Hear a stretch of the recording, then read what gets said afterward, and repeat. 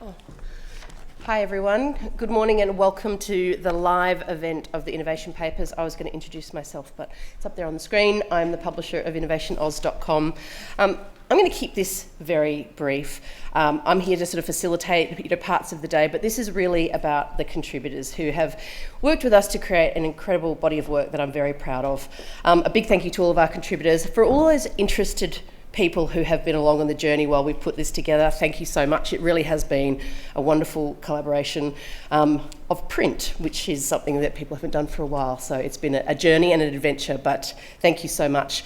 I'd like to say thank you to our team who have really put a lot of work into bringing this together, and I was really proud to work with them to do that. I'd also like to thank Granicus, who have partnered with us today. Granicus were formerly Bang the Table, have worked with us for a long time, and this is the perfect forum to partner, and Matt Crozier and team are in the audience, so thank you so much. I heard claps, good stuff. Today's really fast. We're short presentations, so we're not going to do a big break in the middle. We'll have about 10 minutes. If people need to go out and do something, we completely understand. We just didn't want to lose half an hour in the middle, so we'll have a 10-minute break. I really would love if people came back after 10 minutes because we have a fantastic video, Gilmore Space documentary. It is amazing. It's one of my favourite things that I think we've ever done. And I'd really like everyone to be able to sort of see that in full because it's pretty special. I am going to get out of the way and I'd like to hand over to Aunty Violet Sheridan, who is going to welcome us to country. Thank you. Thank you. Thank you so much. It's a pleasure to be here to welcome you to the land of the Ngunnawal people. And I'll keep it brief and short too because I had school drop-off. So it is warm in Canberra today. If you stayed here and you're from out of state, we've had big thunderstorms. I counted about 10 going over, and I tell you, it scared the life out of my two puppy dogs, my little Maltese Terrier and my little Chihuahua. So they headed for the blankets. Once again, and I'm told this is about technology and policy, is it? Yeah. Oh, good, because I'm not very good at technology or policy. But I'm good at public speaking. I could speak underwater. So I thought I'd talk a little bit about support and about our new government, our new Labor government, particularly our Prime Minister. Because I'm in the community 24/7 and the good vibes we get off this government, which I keep hoping that we get good vibes, but it's the honeymoon at the moment, so I don't want to look at divorcing. So I was so pleased to see our elected Prime Minister come out, and it took guts. I've never seen it before, that he come out, fixed the flags, acknowledged the traditional owners, and talked about the Uluru Statement from the Heart.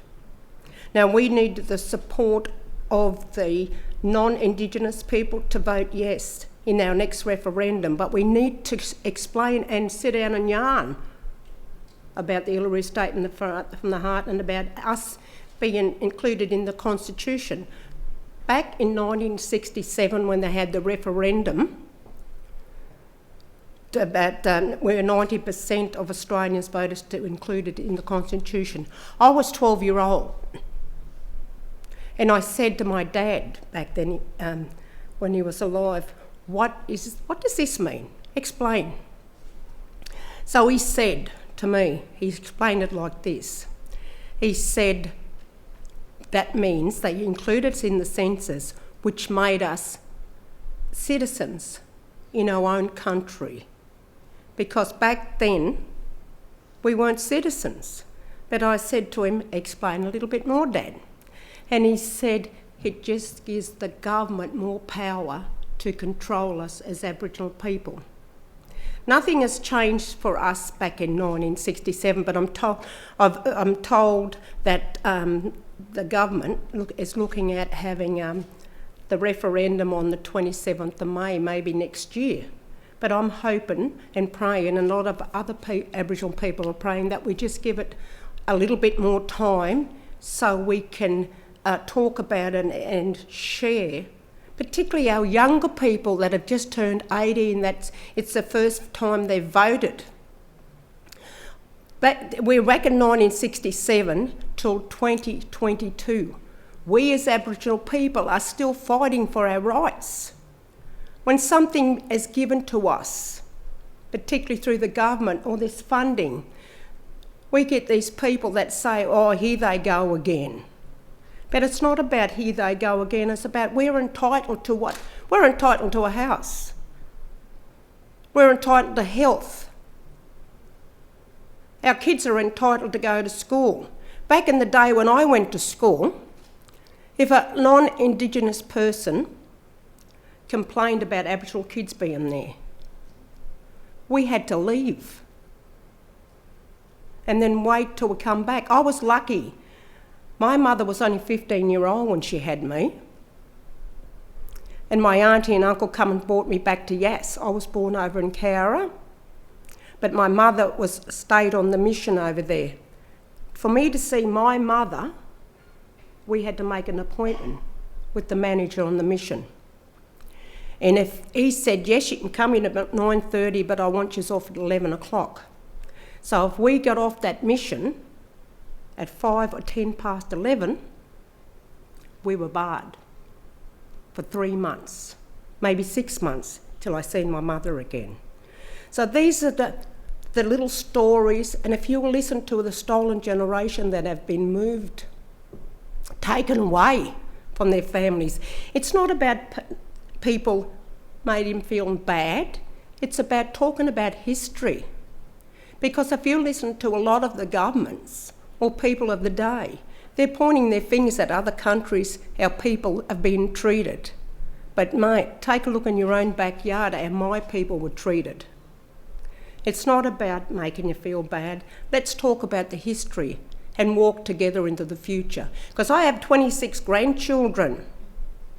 I got 2 great grannies.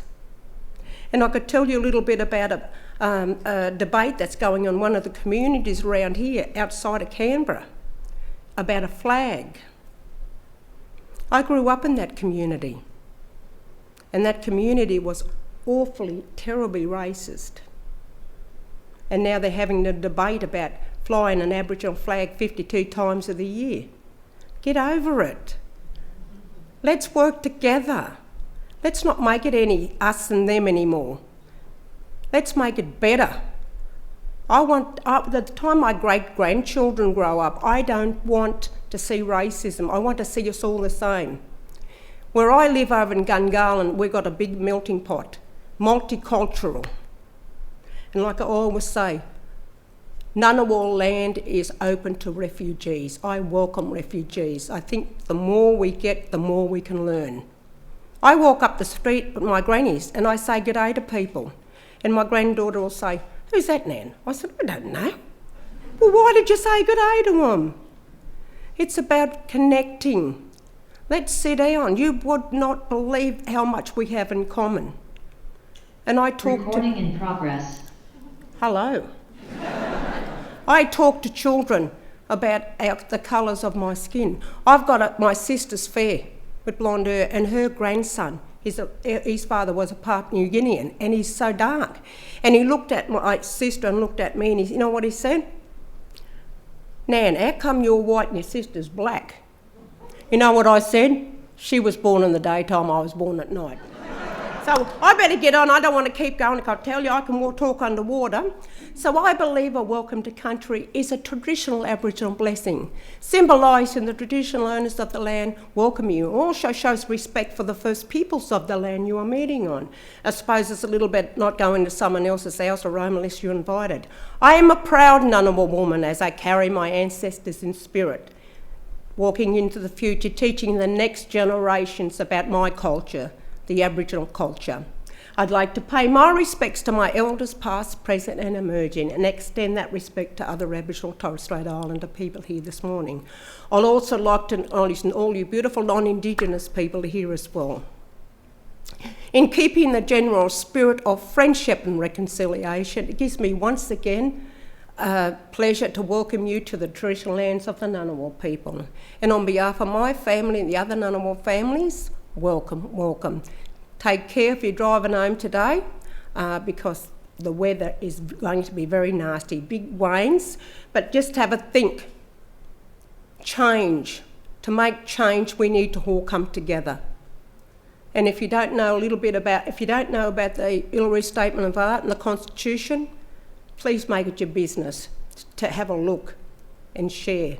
And like back in 1967, where 90% of Australian voters, I wanted 2,000 or more to vote yes. Thank you so much. God bless you.